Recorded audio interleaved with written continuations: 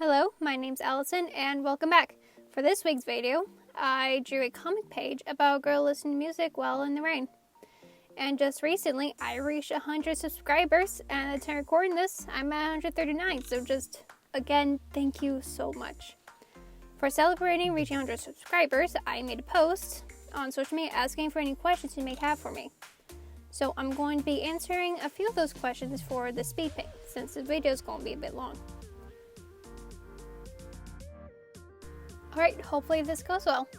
Now let's get started with the first question, which was asked by Deku Liege on Twitter. When did you start drawing seriously? I started wanting to draw more seriously and wanted to make it kind of my career when I was around like 13-ish. I remember there being a school assignment asking about what your career goal to be, and since I love drawing, I just went with being a character designer. And then a year later, I joined a separate art class that I would go to after school, and that kind of started my path towards taking art more seriously. I got quite a few Jacksepticeye related questions, so I'm going to be answering them all at once. And thank you for sending them in. I'm pretty positive I first heard of Jacksepticeye when looking through Pinterest when I was like 16 or so, but I didn't start subscribing to him and watching his videos till I was 19. I don't remember when specifically I started watching his videos, but I do know it was between late 2018 and early 2019.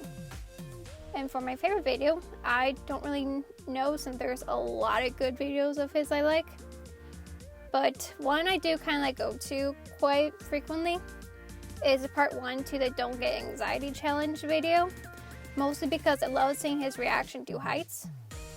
And another favorite that was recently released is the Signed Head video, mostly because seeing Sean talk about the sound design and how that's just like his favorite part, how much he loves it, is just really cool to see. Plus, I always really like watching people just talk really passionately about the thing they love. What got me into the Jacksepticeye fandom was because of my friend who goes by DemonFox889 on social media. She loves drawing the Jacksepticeye egos and also really likes Sean's content. And after watching the Highs of Markiplier and the James and Jackson Jolly Johns video, I found inside, okay, let's see what these characters are all about. And just ended up falling in love with the Septic egos. As for my favorite, JJ used to be my favorite, and the very first ego I've ever drew. But that changed when I started drawing the other Septic egos. After designing my own version of Marvin and finding everyone's different Marvin art and designs, Marvin just took over as my favorite. And he's magical, which is wicked. He's headcanon to be LGBT, which is awesome. And his fan art is so goddamn beautiful. So really just boils down to me being a sucker for pretty magical LGBT dudes. PeakRock16 on Instagram asks, what are your favorite brushes to use in digital art? And I love your art, by the way. Thank you so much. I have 3 main brushes I really like. A pencil brush for sketching that has a really nice texture I like. A studio pen brush for line art that I added to be real smooth while drawing with it. And a fine tip brush for coloring and shading. Coconut Fox 13 on Instagram asks, what inspired your art style? I love it so much. Thank you. So a lot of different things inspired it. I used to be really into How to Train Your Dragon when I was younger, and that kind of inspired my love for fantasy that I really like drawing for. Then I kind of got into Don't Starve Together and tried to draw in that art style for a while, which I do kind of think inspired my line art style for a little bit. And then I went to Steven Universe. And then like Gravity Falls and some of the more like Disney cartoons too. And just like that cartoon art style and the colorful color palette that Steven Universe had. I don't know, that also kind of really heavily inspired my art as well. And then I also used to really like steampunk as well, which kind of like steampunk kind of inspired my, I believe steampunk probably in a way inspired my sense of design and dapper attire for a few of my characters. And then, oh, and something I've noticed for a few artists to have their lines be multicolored instead of black and instead of just straight up black. And that's what kind of inspired my art style currently.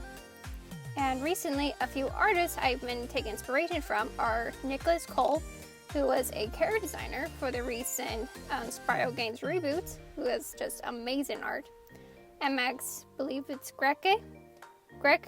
Both of these artists I've noticed uses shapes for designing their characters, and I've been trying to incorporate shapes into drawing gesture poses for my characters too.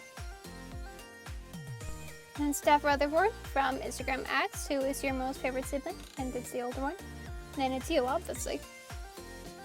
Then Azul Mimi99 on Twitter asks, which artist inspired you to create? Basically every artist I've seen on social media, they're all just amazing and wonderful. And just seeing everyone's art, especially from my favorite artist, just inspires me to draw and improve. Cherry Soda Cat on Instagram asks, what inspired you to make your version of Marvin? I remember seeing a Tumblr post about how amazing it is to see how Marvin inspired so many different amazing designs for him, and thought, oh, I want to try that, and started designing my own version of Marvin, which kind of got me designing the other Jacksepticeye too.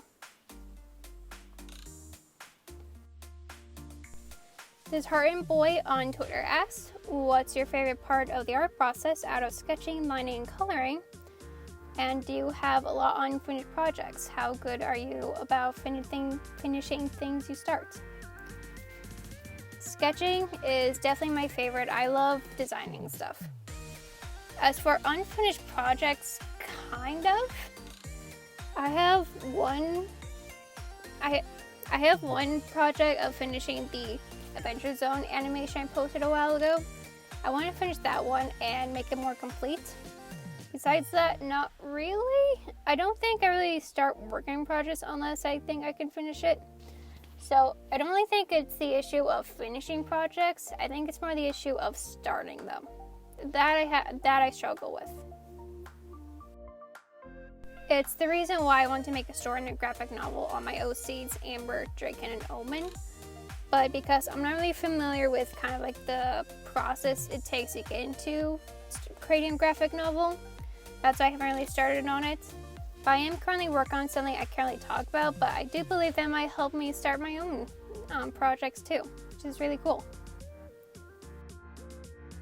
And when it actually comes to like finishing projects, I think I do a decent job.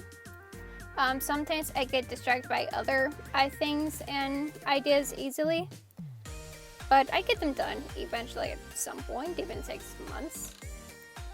But when it's important stuff like commission work, I can get that done pretty easily and quickly.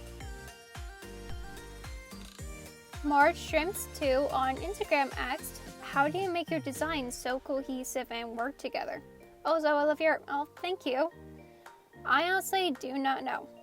I've seen a few character designing tips videos, but I don't think I haven't really seen anything on cohesiveness. I think it just happens. Oh wait, actually, so with my 3 OCs, Amber, Drake, and Omen, how I make them cohesive is that I started with their colors. At first, Draken's and Amber's were the first ones designed, and their color palettes used to be very similar. So I changed Draken's to blue and Amber to red. And I used Amber's skin color and that range around that color for Draken's skin color. And then for Omen's colors, it used to be just a bright white, but they felt like it kind of sticked out a lot compared to the other two. So I used a combination of Amber's and Draken's skin colors to get Omen's fur. And when it came to designing their clothes, Amber has black pants and Draken has a black shirt and horns. So for Omen, to kind of stick with that black color that's in both of their designs, since Amber had black pants, Draken had a shirt, I went with going for a black jacket for Omen and black boots. And then I also stick with the black for the antlers as well. So I guess to make your designs more cohesive is to take a look at your characters and see what's there and what you can change for a new character without going too crazy or out of line. But I will say this, I am a 20-year-old student in college, so please take all of that with like 5 pounds of grains of salt. And please look up any character design tips videos too, especially from professional artists like, there's a channel that recently uploaded a character design tips video called BAM Animation. The dudes behind that channel have worked in animation studios for several years before and have a fun art style, and I highly recommend taking their advice rather than mine. Stormio Sash on Instagram asked, what was the thing that made you make these awesome superhero characters? I'm guessing you're talking about my robot characters. With Anime, I actually designed her a couple of years ago, and just when I drew her again, I just thought it'd be cool to draw her again. With Sai, I got an idea of having a hologram Cyclops dinosaur-like head with a robot body. And after getting the idea, I thought, hey, what if these two robot characters are rivals? And so I started using Anime's design as a basis for a size. Divilax By from Instagram asked, what inspired you to make your YouTube channel, or what inspired you to draw? There's a YouTube artist that does Speedpaints called ABD Illustrates, and I always loved his videos. And recently, when I ended up taking a class on video editing, I realized that, I can now also do Speedpaints. So I started making videos. Plus, I love seeing process videos of my own arts, and YouTube was a way to post those videos without the time restriction Instagram has and needing to be a certain file size that Twitter and Tumblr has. Liddy Doodles from Instagram asks, how tall are you? I'm curious. I think I'm 5'6", if I remember correctly. And then Waffle Fry 38 and Liddy Doodles asked a similar question of any tips for smooth liner, or what tips will you give to someone who struggles with liner and shading? It's mostly practice, just practice. But if you're using Procreate, there is a setting you can change for your brushes called Streamline. Streamline studies the brush strokes you're making, which kind of makes doing liner really easy. It works similar to Smooth in Photoshop. Same thing with shading, it's a lot of practice, and use reference if you can. With shading, having the brush strokes you're making follow the form as well. For example, if coloring a cylinder that's sitting upright on a table, you should be shading up and down following the form. Hopefully that helps. And then Aya Gorish from Instagram asked, how much does each art take approximately? And that's between 4 to 8 hours. It really depends on how much I'm kind of putting into the piece. If it's just like a simple drawing with some shading, then like 4 to 5 hours. But if I'm doing some of the more magic effects or adding more effects to the drawing, then it's going from like 5 to 6 and 8. It can also take a while if I'm doing multiple characters as well. Waterroots on Instagram asked, would your OCs play Animal Crossing? If so, what would they name their island? They would definitely play Animal Crossing, but I've no idea about their name. I struggled with naming my own island for 10 minutes, so don't expect these to be good. I think it depends on how they plan on playing the game. For Amber, she has a cursed playthrough. Amber probably heard about the weed jugs with Animal Crossing, decided that she'll just name her island Blaze It, and just let the weeds manifest her island and never pick them up. Even though she's never done weed in her life. Draken is more into the designing part of the game and decided to name his island Applewood after the apples on his island, and mostly focuses on having a 5-star rating island. As for Omen, they probably got really into making and buying new clothes for the characters to wear, and probably also struggled with the name and ended up going with Wicked Island in the end. Also, hi, I hope quarantine is treating you well. And before I go to the last question, thank you for sending in the questions. This was a lot of fun. I hope you enjoyed the video. The comment page will be available as a part of my RedBubble if you're interested. Links are in the description. Stay safe and have an amazing day. And as for the final question, call me Galaxy on Instagram X. Can this be the last question? Yes.